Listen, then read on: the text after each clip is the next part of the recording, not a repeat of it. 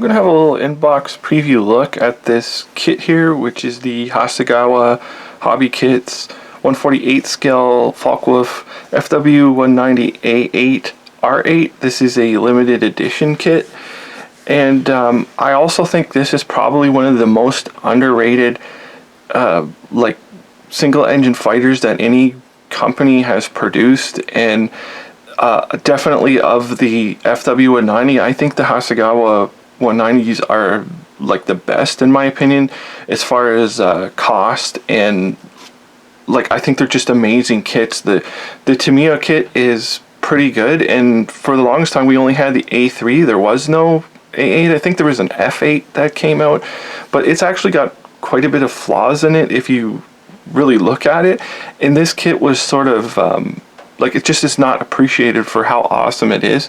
And so I wanted to have a look at this kit here, which the A8 R8 is this special like they call them like the Ramjagers, and this is like the wild sow. It has like the hog on the nose, and it has the huge plate armor here on the side of the aircraft.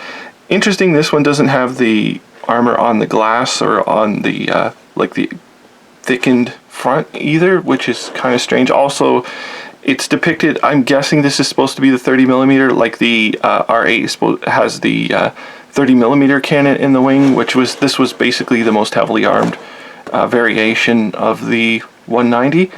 And also the bent cross has been like blackened out into basically a diamond shape on the tail, and that's just for marketing, because in some places they like for sale in Europe and that, and they have to remove that from the tail. And it's kind of ironic that now those same places in Europe are like, they're all for the bent cross people, but for whatever reason you still can't show the symbol, which is, I mean, ridiculous in the first place.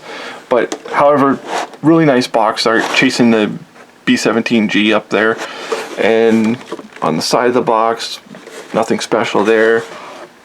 It does say special version here, so this wouldn't be like a mainstream release of the kit, and it's 09841 is our kit number,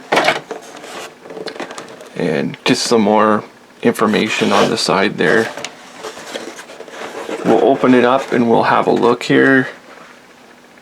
I won't go through the extras. I mean, I'll just show them here, because like I intend on building this, because obviously it's something I really like. And we have the Montex mask here for the it's an F8, but I just use it because it's got the crosses for airbrushing and whatnot. And then I've got the mask here for the spirals on the hub for the propeller, which these are like invaluable to have these things. And then I also have the seats here from True Decals, because why not? They're so cheap and they're so excellent also. So move this, and we will have a look at the instructions first. So there's our aircraft, and then it's giving us history here and showing us our various sprues, and there are some crossovers like for different variations in there. And our colors here, which are Mr. Hobby colors. Okay, so it does refer to Mr. Hobby over here, but yeah, these are Mr. Hobby callouts. And we'll go into this here. So it's showing us really nice how to paint the interior and how it goes together. Very basic, simple, typical single engine fighter. And then building the wheel wells out there, various different little things we're going to have to cut off and open up for this particular variant. In our engine, which I think is perfectly adequate, it's good enough. You're never going to see a whole lot in there anyways. I don't know why people make such a big deal of the engine. As long as you have the front piece of the radial, what does it really matter? You're never going to see it unless you plan on opening it up, and not everybody wants to open them up. So here's our landing gear, and our drop tank there.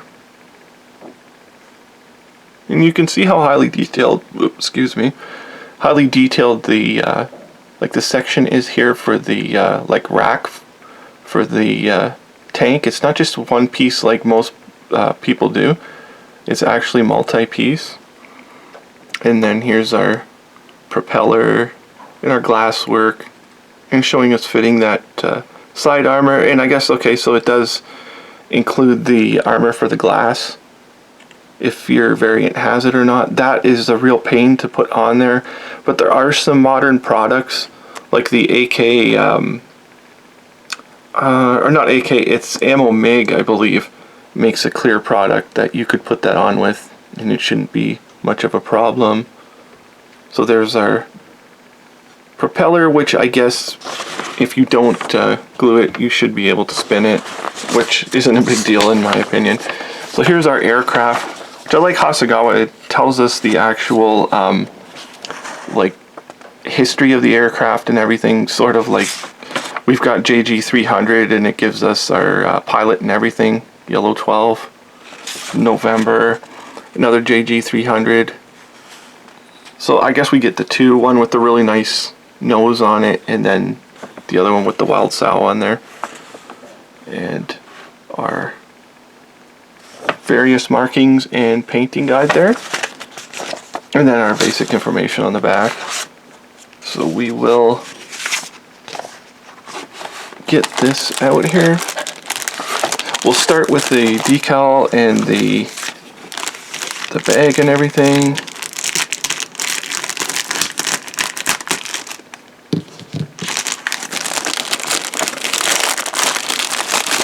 Open this up. So as far as the decals go, I mean, it just sort of is what it is with the Hasegawa. They're just like Trumpeter. They're very thick decals, but they're kind of usable. Like, I mean, if that's all you have, I would recommend getting another sheet because they are thick. I would maybe use the stencils, but they are kind of thick. Then you also do have the instruments in there also, which makes it easy for you. But they are thick. They're dull, which is nice. But like, I mean, they're accurate and everything, which is fine. So, is what it is kind of thing. And then we have our side plates here, which is like, I'm guessing this is a sticker that probably goes on there, because it's like photo etch, but it's like pre-cut out sort of thing, which is really neat. You can see the rivets and things in here. I think I just have to get rid of this guy here. Alright, there. Now we can get back to it. So you can see the plates, how they are on there, which is nicely done. I'm glad they didn't do these in like a regular style of photo etch. This is pretty nice because they're not too thick. And we'll go on. We get our poly caps here, and then our glass. Their glass is excellent. Typical Hasegawa glass. Really nicely done. There's nothing to complain about there, and it has that complex shape to it. And here's our front piece and that side glass there. And I guess they don't give us the extra, like sometimes there's a thick piece of glass that goes right in the front, which they never gave us. And you're only getting the one canopy style. Like, there is the blown canopy for the F8, so you could not make it out of this version if you wanted to. And now we'll go into our sprues here.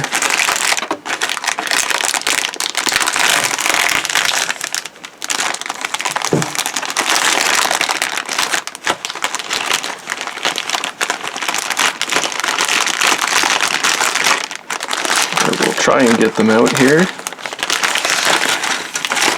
Okay, so we'll start with our piece here. Here's our cockpit.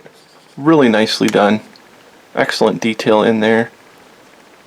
Nothing to complain about. And it's nice that they've put little panels on there. And here's our cowling section, which would be easy enough if you did want to open it up. It's easy enough to do because the way these parts go in there. And then our propeller, really nice. I like these one-piece propellers where they have them all already set in their proper position. You don't have to do it. And then our landing gear with the delicate details on there, like that little flap at the bottom. And a rear piece here. I believe these are fabric, but you can see how it's not like a piece of wood underneath. Looks like there's a piece over top of it that holds it down, like it's bolted down type of thing. And here's our fuselage here. These pieces here, it looks like they're closed or semi-closed. Some like they can open and close, so you don't really have an option with those. You see all of our panel lines in here, and like pieces like this which are actually raised, and our tail there.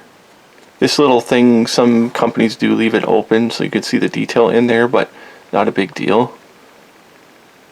And here's our gun cowling, which has the guns already attached to it, which is actually a really nice touch that they've done that. That's really smart of them to do. And the top of the cowling there. This is a piece I really love that they've integrated in here. I hate when this is a separate part, because it's almost like you can never line it up properly. And here's our tail. You can see how it's the way it's been done. Like if you wanted to put a piece in there that if you wanted to put a piece in there to do detailing, you could leave that off. So it's sort of set up. If you want to do more, you can. And our very small parts, we'll just flip it around. Nothing too much on the inside, but is what it is. And the inside of our landing gear, super nicely detailed. Even like where you could see the ejector pin marking, that's just going to be covered up anyways. And now we'll have a look at our wing. This is one area of concern. When you put that piece in, you have to pay a little attention to get that to sit flush. Here's our belly tank rack, various other parts. Here's our little gun ports there, and our chutes that fit in here, our headrest. You can see the different styles of chutes from different variations, but excellent amount of detail in this thing. Like on our ailerons and everything, you can see down here. And nothing too much on this side.